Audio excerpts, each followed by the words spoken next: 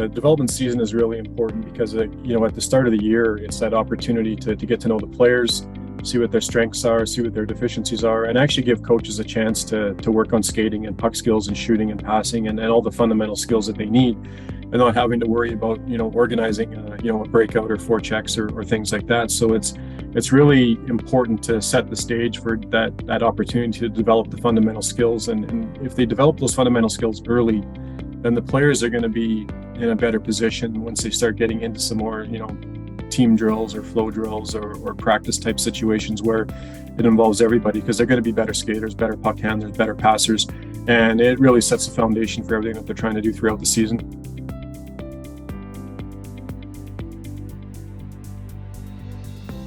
It's not like they can't play games. Having a few exhibition games or scrimmaging in practice is important to kind of get these kids into that mode. But the reality of it is, if you're working on the fundamental skills, it's going to make everything else easier later on.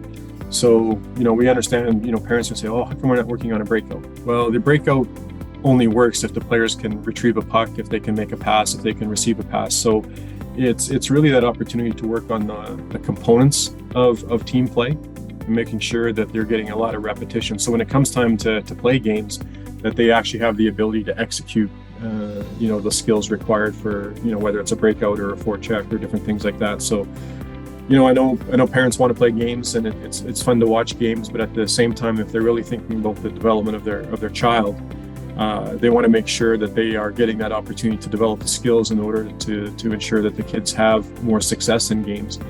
And if you use an analogy, if kids are in music, they first start learning how to play the piano, they don't practice twice, and all of a sudden they go on a stage and they're performing in front of a bunch of people. It's learning the fundamentals, and as they progress, then they can get to the point where they can, perform and things like that. And hockey's no different, or any sport for that matter.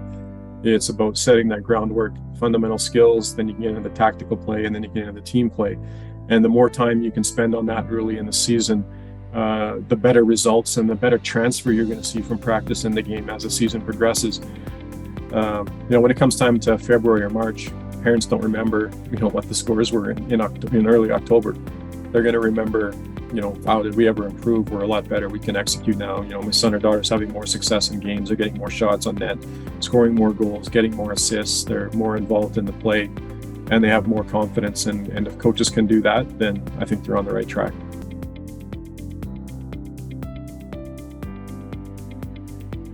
When you look at a game, say it's a 60-minute ice time, they're on the ice every third shift. There's, 10 players on the ice between two teams. There's only one puck.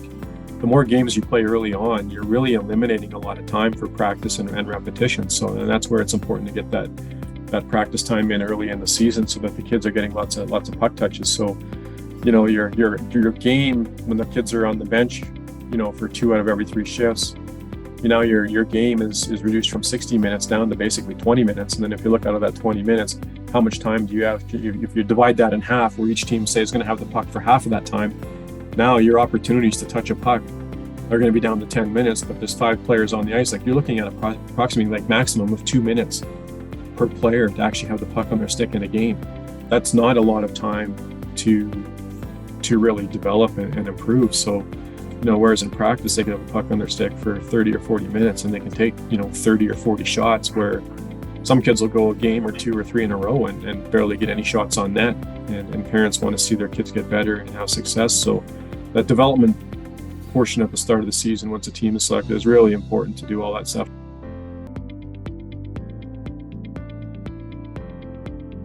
It's really important to work on those fundamental skills. So work on all the aspects of skating. So it's edge control, it's transition, it's pivoting, it's acceleration, it's all those types of things. And then puck handling as well. Making sure that the players have confidence in handling the puck, that they can work on the puck control in small areas, and similar with passing and shooting. It's just getting lots of repetition. And it's that time of the season when you're going to have that best opportunity to be consistent at it, repeat drills, get the repetition, make sure the players are getting enough reps to actually improve. And, that's going to lead into everything that you're trying to do later on in the season. So if you don't have time to work on that in that sort of development phase, it's really hard to make up that time. You're not going to get that time back. Everyone knows once the season gets going, there's games and there's tournaments.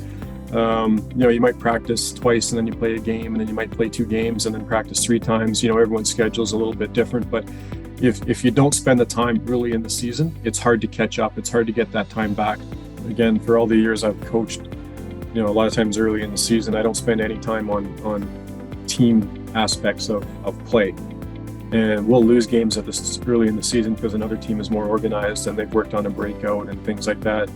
But I've also seen, as you get later on in the season, you see some of those teams, they look the same. They haven't advanced. And because we work on the skill components of all these sort of team play scenarios, we execute better later on. And the teams that we lose too early in the season, we end up beating later in the season. And not because it's from anything else, is just we've really worked on those skills. We've just advanced our skill level.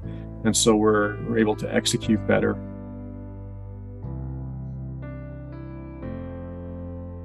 One of the best places is the Hockey Canada Network app. All the drills are on there. We send out drills on a weekly basis, based on early in the season. It's heavily skill focused. So all the coaches that have a subscription, they get sent to them automatically on a weekly basis. And it kind of walks them through, hey, here's some drill ideas to work on skating and different aspects of skating, whether it's, acceleration or skating in a small space, similar with puck control and passing. And it's not meant to tell them exactly what to do. It's designed as a supplement in their own practice planning to make sure that they're covering the basis of all of those. Or even on the network app, there's the skill development manuals that will actually walk a coach through an entire season. So there's 32 set practice plans. So if you don't have a lot of time to prepare, you can just follow those plans and it'll take you right through to the end.